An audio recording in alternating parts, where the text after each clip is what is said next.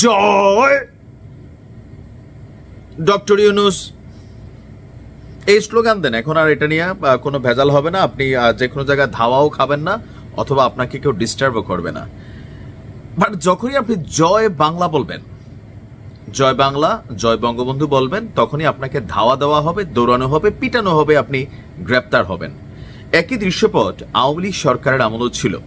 তখন ইসলামী একটা স্লোগান, যদিও এটা জামাতের কি বলে স্লোগান হিসেবে পরিচিত, যে নারায়ে তাকবীর আল্লাহু আকবার, এটা কি আসলে জামাতের নিজস্ব কোনো স্লোগান? এটা একটা ইসলামিক স্লোগান, কিন্তু এটাকে দিলেই তখন আপনার উপরে জঙ্গি টঙ্গি তকমা দিয়ে গ্রেপ্তার করা হইতো।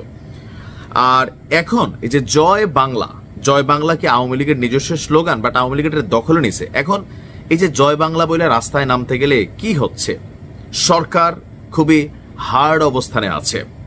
এই মুহূর্তে আওয়ামী লীগের পুঙ্গি বাজানোর জন্য সরকারের পক্ষ থেকে যা যা দরকার ঠিক তাই করা হচ্ছে। এর মাঝখানে মাঠের রাজনীতিতে নতুন একটা পরিবর্তন আমরা দেখছি, যে বিএনপি এবং জামাত আওয়ামী লীগকে নিয়ে কে কার সাথে তলে তলে যোগাযোগ করতেছে, কে কার ভোট বাগায় নিবে, সেটা নিয়ে কিন্তু একটা কনফ্লিক্ট দেখা দিচ্ছে। আর এই সুযোগে আওয়ামী লীগ মনে করছে মাঠে নেমা যাই, মাঠে নেমা স্লোগান দেই, অথবা একটা মিছিল করি, যেন পলিটিক্যালি নিজেদের অবস্থান জানানো যায়। তবে সালাউদ্দিন সাহেব বলছিলেন যে জয় বলে এক জায়গায় 1.5 কিলোমিটার দূরে গিয়া বাংলা বলে, এটা আসলে তিনি কোথায় শুনতে পেয়েছেন আমি জানি না।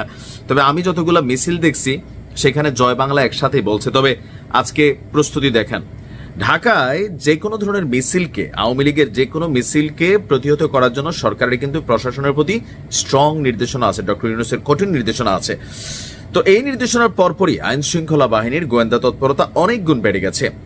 ঢাকায় একটা ঝটিকা মিছিলের প্রস্তুতি চলছিল, যে হঠাৎ করে রাস্তায় নামবে তারা। এখন আওয়ামী লীগের মিছিল কিন্তু বড় হচ্ছে, 2-4 জন নিয়ে না, 200-500-1000 মানুষও বিভিন্ন জায়গায় দেখা যাচ্ছে। তো সেই জায়গা থেকে যেন বড় ধরনের কোনো ঘটনা ঘটতে না পারে, গোয়েন্দা তৎপরতা হিউজ পরিমাণ চালাচ্ছে। আর এরকম গোয়েন্দা তৎপরতার মাধ্যমে রাজধানীর দারুস সালাম থানা এলাকায় ঝটিকা মিছিলের প্রস্তুতি নিচ্ছিল আওয়ামী লীগ এবং এর অঙ্গ সংগঠন, মানে ছাত্রলীগ, যুবলীগ যারা আছে। এই খবর আবার গোপনে পুলিশের কাছে ছিল, আর মিছিলটি দেওয়ার আগেই তাদেরকে গ্রেপ্তার করেছে পুলিশ। আপনার টেকনিক্যাল মোড় এলাকায় এ সকল নেতাকর্মীরা মিছিলের প্রস্তুতি নিচ্ছিলেন বলে জানা গেছে। ডিএমপির মিডিয়া পাবলিক রিলেশনস বিভাগের উপকমিশনার বলছেন যে বেলা 3:40 দিকে টেকনিক্যাল মোড়ে আওয়ামী লীগ এবং এর অঙ্গ সংগঠনের নেতাকর্মীরা ঝটিকা মিছিলের প্রস্তুতি নিচ্ছিল। খবর পেয়ে পুলিশের টহল দল দ্রুত ঘটনাস্থলে যায় এবং স্থানীয় লোকজনদের সহযোগিতায় তাৎক্ষণিকভাবে 12 জনকে গ্রেপ্তার করা হয়। পুলিশের উপস্থিতি টের পেয়ে অন্যরা পালিয়ে যান।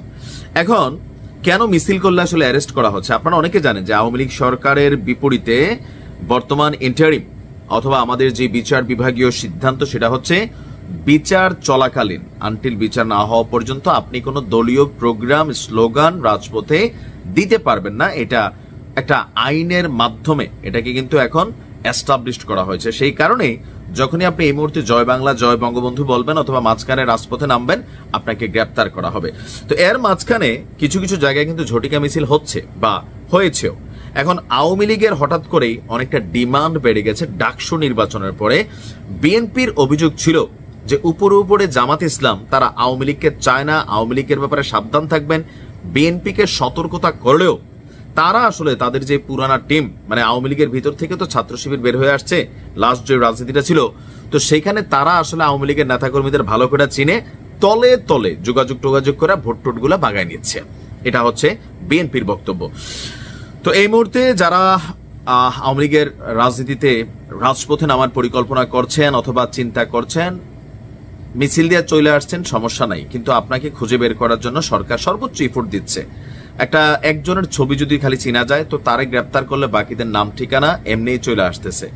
দেখেন যেটা ভালো মনে করেন, এই মুহূর্তে কি করণীয়, কোনটা করলে রাষ্ট্রের ভালো হবে খারাপ হবে একটু বোঝা উচিত। তারপরেও রাজনীতি আইন মানে না, রাজনীতি কৌশলে চলে, রাজনীতি মাঝে মাঝে গায়ের জোরেও চলে। দেখা যাক কি হয়। ভালো থাকুন।